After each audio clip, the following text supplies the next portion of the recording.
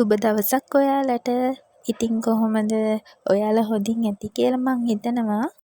ඔන්න අද මම හදන්න ලෑස්ති වෙන්නේ මාළුවා මොඩෙල් එකක්. ඉතින් මේක එක එක විදිහට එක එක අය හදනවා. මේක මගේ විදිහට තමයි මම මේක හදන්නේ. හරිම ලේසියි මම මේ කරන විදිහ. ඉතින් මම මේ කුරුඳු කොළ ටිකකුයි කරපිංචා කොළ ටිකකුයි හොයාගෙන ආවා.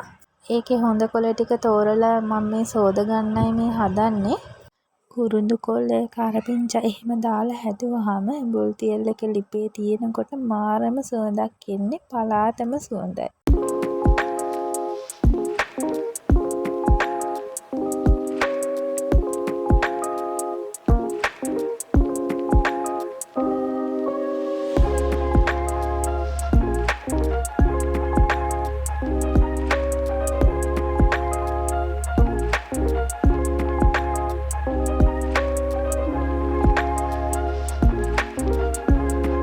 මම දැන් මේ හදන්නේ කොළ ටික හොඳට හොද ගන්න.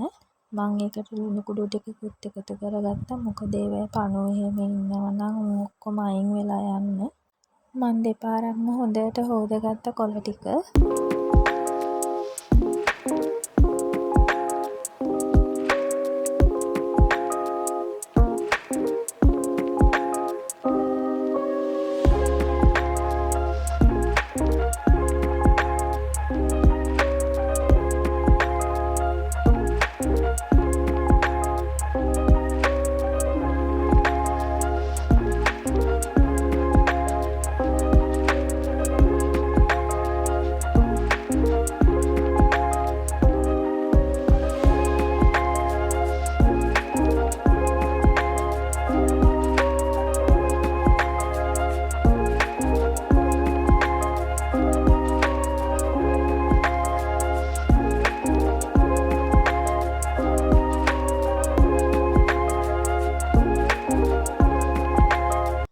මම දැන් මේ හදන්නේ මාළුවා බුල් තියල් එකට ඕන කරන පේස්ට් එක හදාගන්නයි.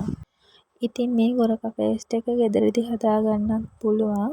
ඒක ගොඩාක් අමාරු එකක් නෙමෙයි. ලේසියෙන් හදාගන්න පුළුවන්. මම නම් මේ දැන් පාවිච්චියට ගන්නේ ගෙදර හදාගත්තු ටිකක් තිබුණා. ඒ ටික තමයි මම දැන් මේ පාවිච්චියට ගන්න හදන්නේ. ටිකක් වැඩිපුර මම ගොරකා පේස්ට් එක අරගත්තා. මොකද මම මාළු කිලෝයකට තමයි මේ තවරුම හදන්නේ. මුලින්ම ගොරකා පේස්ට් එකට ගම්බිරිස් කුඩු ටිකක් එකතු කරගත්තා. ඊට පස්සේ කහ කුඩු ටිකක් එකතු කරගන්න ඕනේ. නැවතත් ඇති පමණට ලුණු එකතු කරගන්න. ඊට පස්සේ මාළු කෑලි වල තවරන්න පුළුවන් විදිහට අපි ඒ තවරුම හදාගන්න ඕනේ. මම වතුර චුට්ටක් දාලා ඒක පොඩ්ඩක් දියට වගේ හදාගත්තා. හොඳට අනා ගන්න ඕනේ අපි ඒ ටික. මේ ප්‍රමාණයටවත් මේ තවරුම හදාගන්න ඕනේ. හොඳට මාළු කෑලි වල තවරන්න පුළුවන් වෙන විදිහට.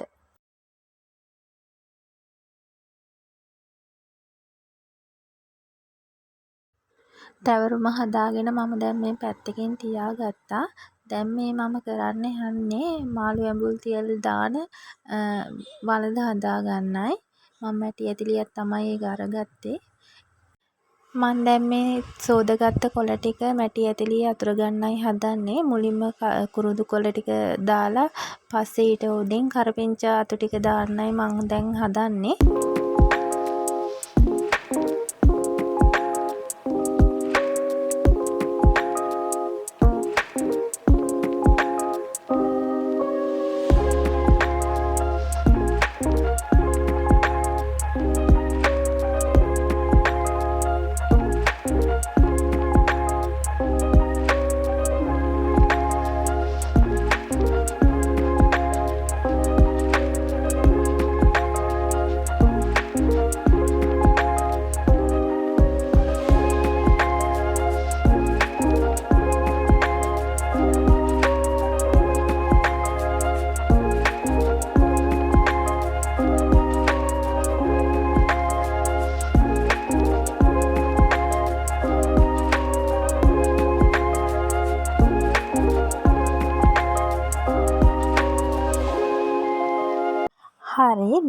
පිළියෙල කරගත්ත මැටි ඇතිලිය පැත්තකින් තියලා දැන් තැවරුම අරගෙන මාළු කෑලි වල තවරගෙන දැන් මැටි ඇතිලිය අතුර ගන්නයි අපි හදන්නේ.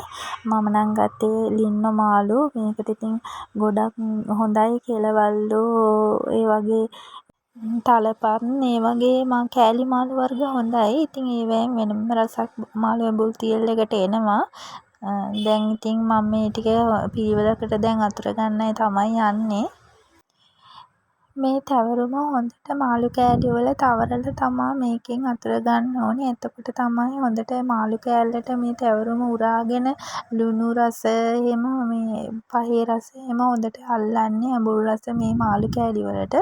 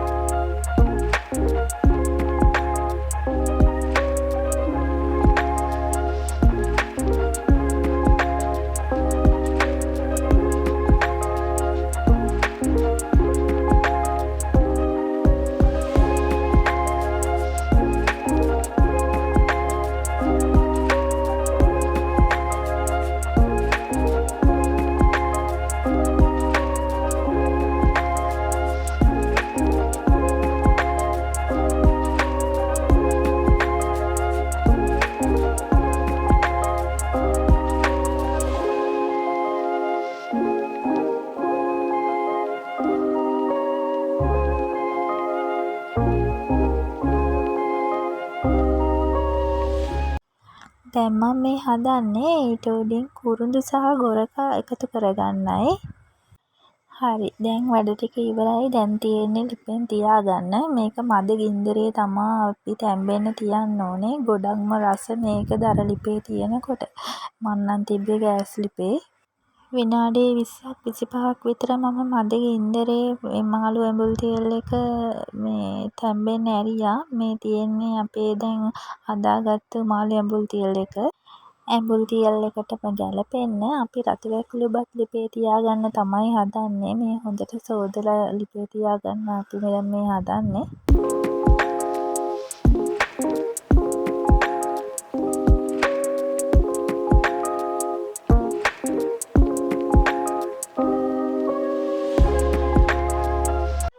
ඉතින් හාල් එකක් ලිපේ තියාගෙන මම දැන් මේ හදන්නේ තේ එකක් හදාගෙන බොන්නයි. බිස්කට් එකක් කාලා තේ ටිකක් බීලා ආයෙ ඉතුරු වැඩ ටික පටන් ගන්න තමයි හදන්නේ.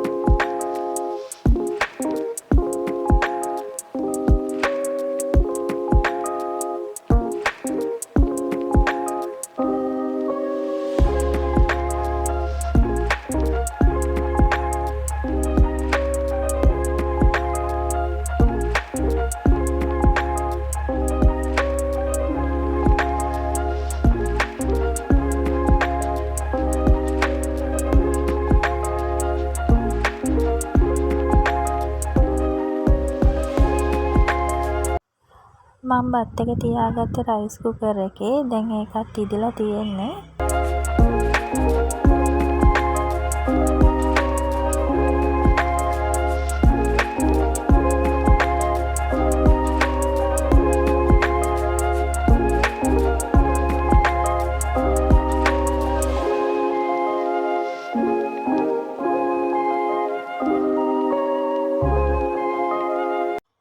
හොදි වෙනුවට හදාගත්ත පරිප්පු ඒකත් දැන් හදලා ඉවරයි.